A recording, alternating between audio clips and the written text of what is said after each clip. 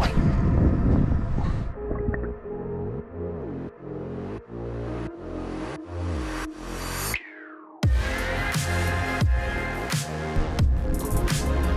Lord.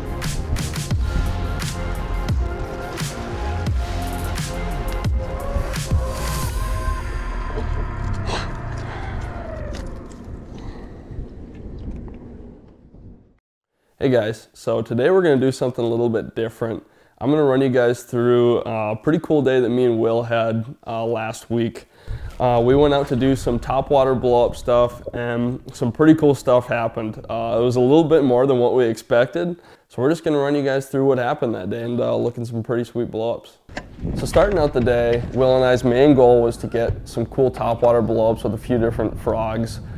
This particular body of water that we're on, it's filled with wild rice. It's part of the Mississippi River system that is a lot of shallow backwaters. As you can see in a lot of the GoPro footage, there's just miles and miles of wild rice. And right now we're kind of in that late spring, early summer. Things are really starting to warm up. In about a month, that wild rice is just going to be a jungle and it's almost unfishable. You can really only fish the edge of it.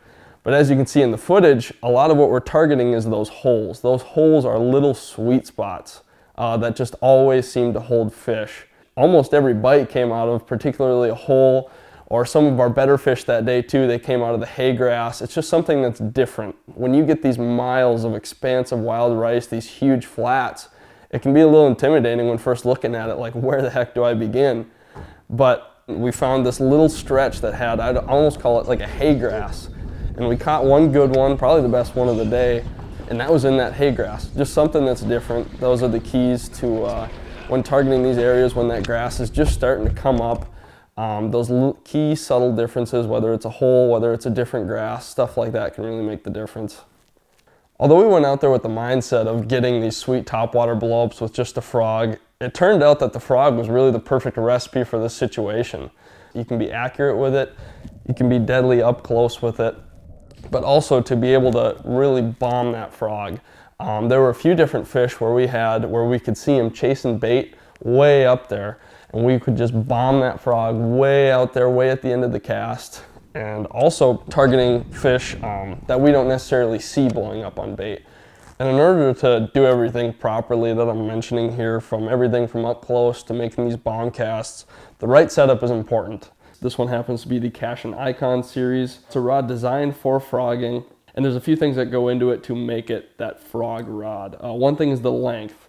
The length is 7'4" with this rod, and I really, really like that length. It's just short enough to where you can be very accurate and make those casts into the little holes like you can see in the clips like we're doing, those little areas where you need to be precise, accurate. It's just short enough to be able to do that, but it's also long enough to be able to reef on those fish. As you can see in the clips, we're really giving them the beans because you got to get a big hook into them, and that grass is so heavy that you got to be able to wrench those fish out.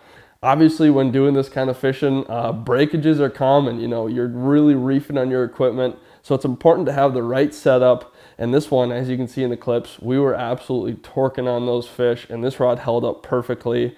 Another part that goes into that is the action of the rod and the taper. It's important to have a heavy action rod so that way you can reef those fish out, but that rod also has just enough taper up in the first quarter end of the rod to where you can really walk that frog and get a nice action with it. It also helps you be accurate when you have that nice taper to the rod, but it just loads up super nice. I like that, where you kind of get that slower bend almost. It seems to help keep those fish pinned and really helps you drive a good hook into them. But like I was saying, it's also soft enough to where you can really walk that frog. With that, the size reel is also important. This particular reel is a 150. Anywhere from 150 to a 200 size reel is about perfect for frogging. You want that big spool because you're using big heavy line with this. This is 65-pound braid. It's all really important when fishing in that heavy cover. So with that, the selection of your frog is equally as important when in these specific situations. In front of me, I have the exact frogs that we were using that day. You can see that these guys are all beat up and battle scarred. This one's a Z-Man, this is a snag proof. And the reason that these frogs are really nice in these situations is their body. These are walking style frogs, which play a few key roles for a couple reasons. Walking frogs, that narrow nose to these frogs really allows them to come through cover really, really well compared to like a popping frog. Also, the walking frog is super key when in those pockets like we were talking about, to be able to really milk that bait and just sit there and get that frog in one spot, really moving really nice. Sometimes that's key when those fish just aren't totally coming up and clobbering it immediately. Sometimes you have to kind of work that bait in their face and entice them into biting.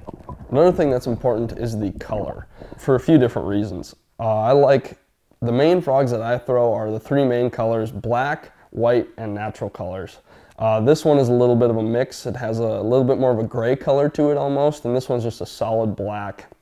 And one of the reasons that I really like those solid colors is when you're on that bomb cast way out at the end and one just kind of barely slurps it, it's nice to be able to see those bold colors, those solid colors that stand out in that, you know, that thick, bright green vegetation. It's nice to be able to see that if they have it or not.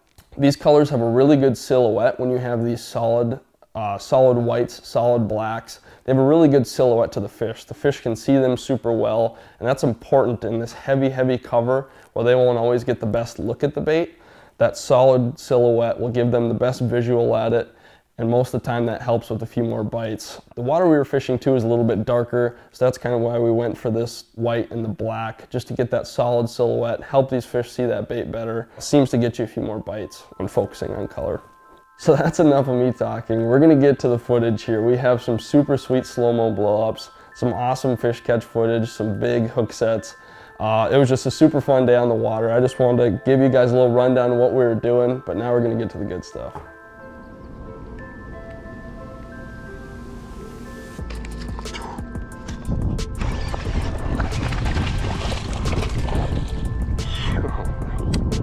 Did you get that?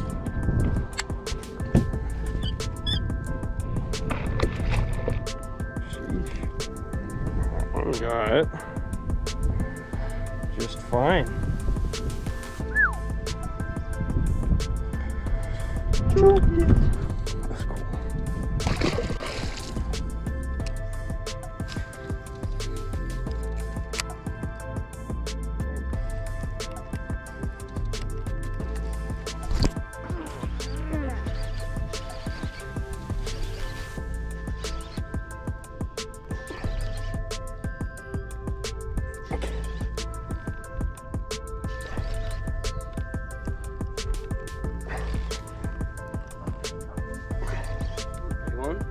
I don't know if I even have it.